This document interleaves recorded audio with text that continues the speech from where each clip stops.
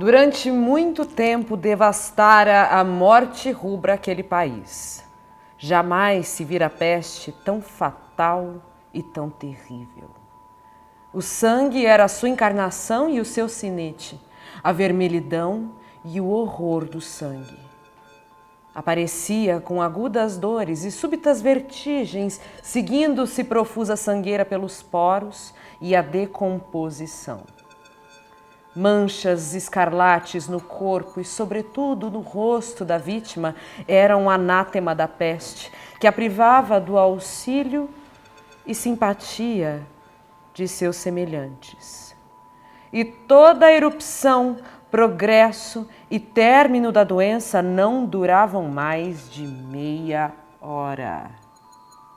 Mas o príncipe Próspero era feliz, destemido e sagaz.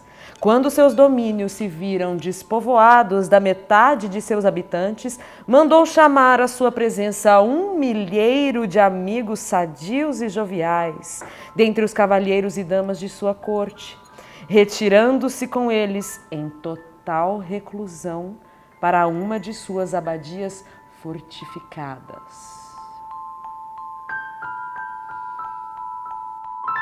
Era um edifício vasto e magnífico, criação de príncipes de gosto excêntrico, embora majestoso.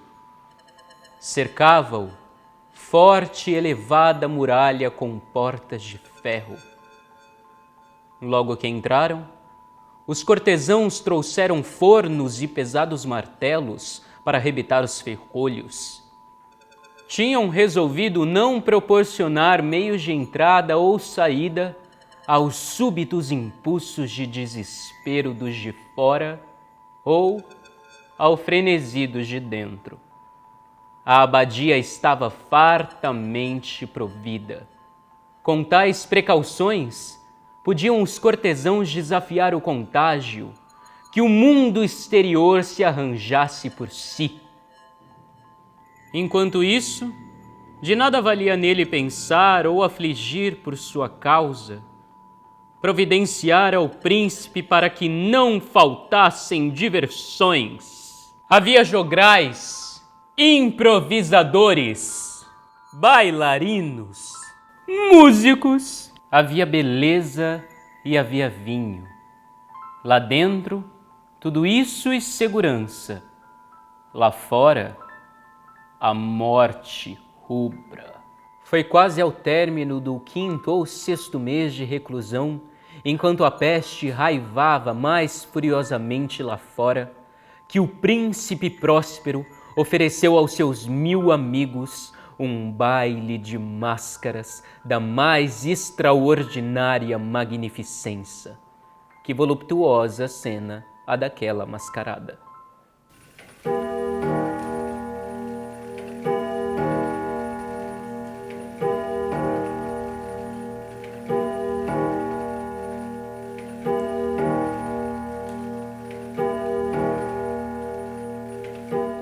Mas antes, descrevamos os salões em que ela se desenrolava. Era uma série imperial de 7 salões. O da extremidade oriental era azul, e de azul vivo eram suas janelas e os vitrais. O segundo tinha ornamentos e tapeçarias purpúreos, e purpúreas eram as suas vidraças. O terceiro era todo verde, e verde eram também as esquadrias das janelas. O quarto estava mobiliado e iluminado com laranjado. O quinto era branco e o sexto roxo. O sétimo estava totalmente coberto de tapeçarias de veludo preto, que pendiam do teto e pelas paredes, caindo em pesadas dobras um tapete do mesmo material e da mesma cor. Mas somente nesta sala, a cor das janelas não correspondia à das decorações. As vidraças ali eram escarlates, da cor de sangue vivo. Ora, em nenhum daqueles 7 salões havia qualquer lâmpada ou candelabro em meio à profusão de ornamentos dourados que se espalhavam por todos os cantos e pendiam do forro. Luz de espécie alguma emanava de lâmpada ou vela dentro da série de salas. Mas nos corredores em que acompanhavam a perspectiva, erguia-se em frente de cada janela uma pesada trípode, com um braseiro que projetava seus raios pelos vitrais coloridos e assim iluminava deslumbrantemente a sala, produzindo numerosos aspectos vistosos e fantásticos. Na sala negra, porém, o efeito do clarão dava sobre as negras cortinas, através das vidraças, tintas de sangue. Era extremamente lívido e dava uma aparência tão estranha às fisionomias dos que entravam, que poucos eram bastante ousados para nela penetrar. Era também nesse salão que se erguia, encostado à parede que dava para o oeste, um gigantesco relógio de ébano. O pêndulo, ele oscilava para lá e para cá com um tic-tac vagaroso, monótono, pesado. Tic-tac, tic-tac. E quando o ponteiro dos minutos concluía o circuito do mostrador e a hora ia soar, emanava dos pulmões de bronze do relógio um som claro, elevado, agudo e excessivamente musical, enfático e característico, que de hora em hora os músicos da orquestra viam-se forçados a parar por instantes a execução da música, para ouvir-lhe o som.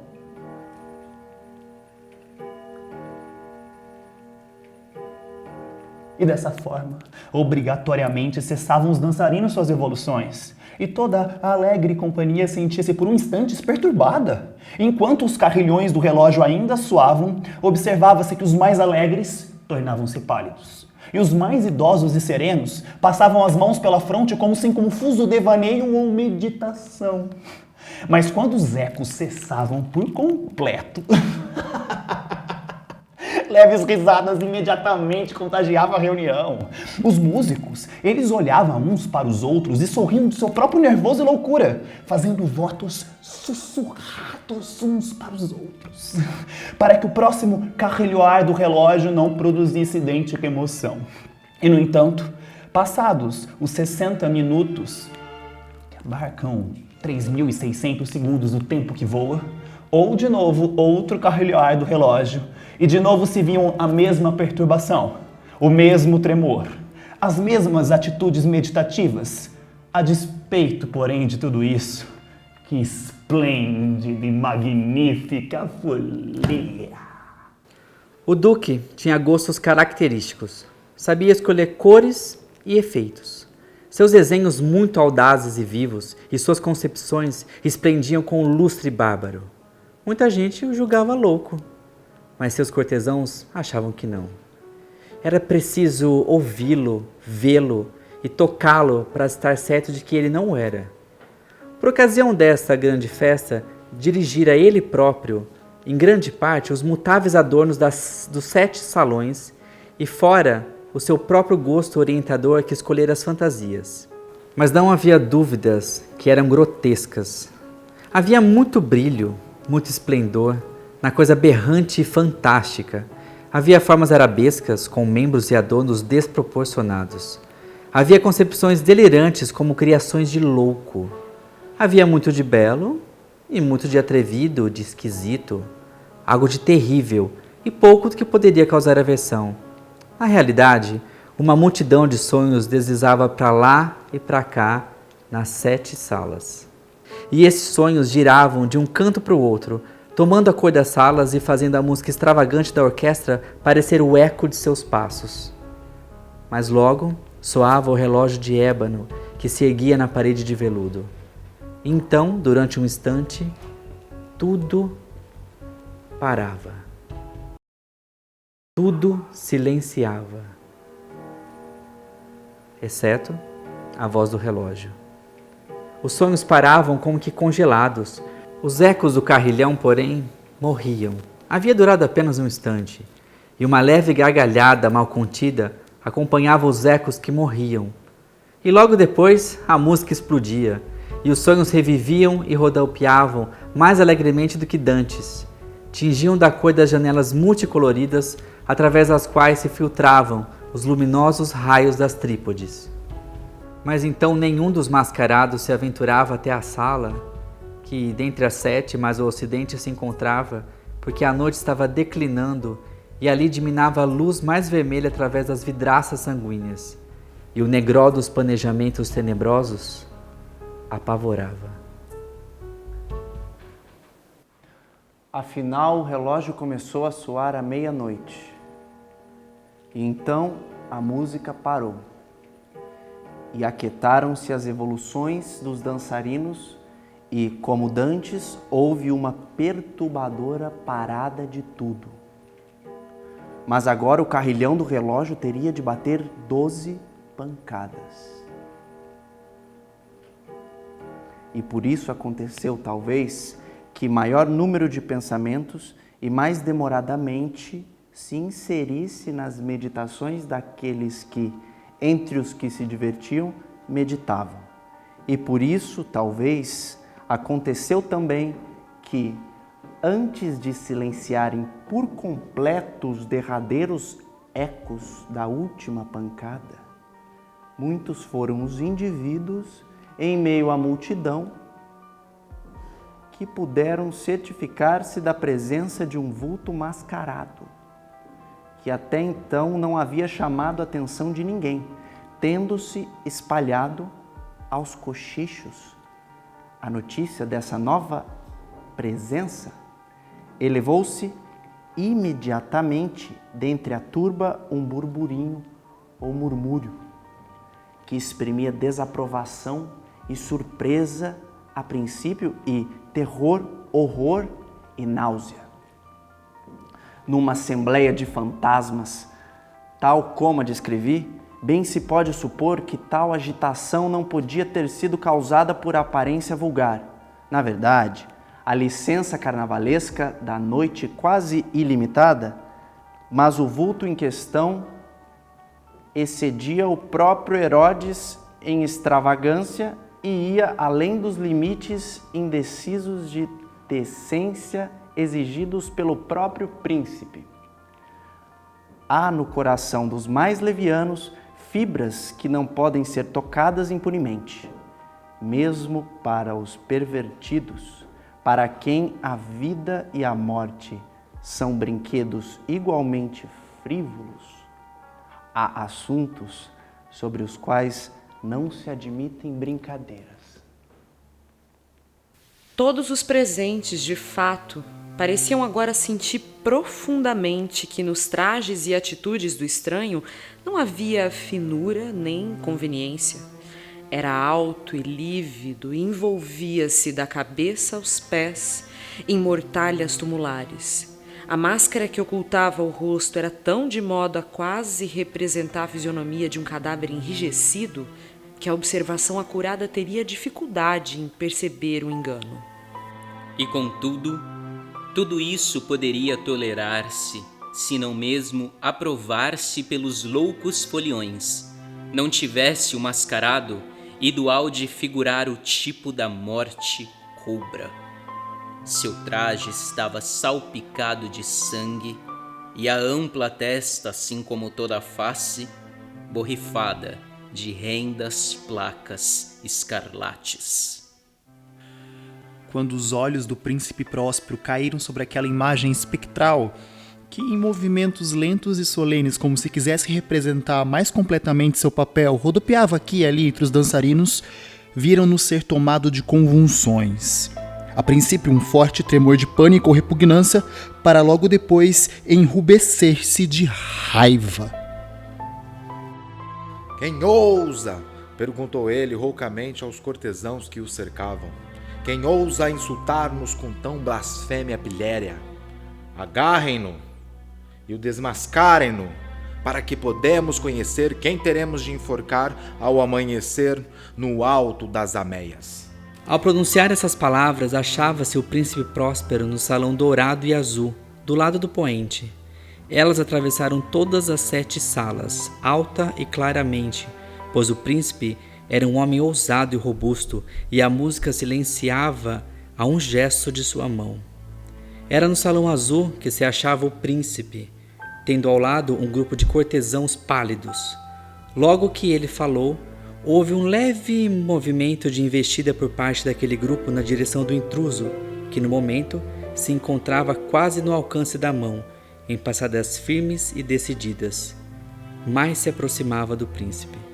Mas em virtude de um indefinível terror que a todos os presentes causara o louco atrevimento do mascarado, não se achou quem ousasse estender a mão para agarrá-lo, de modo que, sem empecilho, passou ao jarda do príncipe e, enquanto toda a assembleia, como movida por um só impulso, recuava do centro das salas para as paredes, seguiu ele seu caminho sem deter-se, com os mesmos passos solenes e medidos que o haviam distinguido, do salão azul ao salão púrpuro, do púrpuro ao verde, do verde ao alaranjado, deste ao branco e até o roxo, sem que um movimento de decisão se fizesse para detê-lo.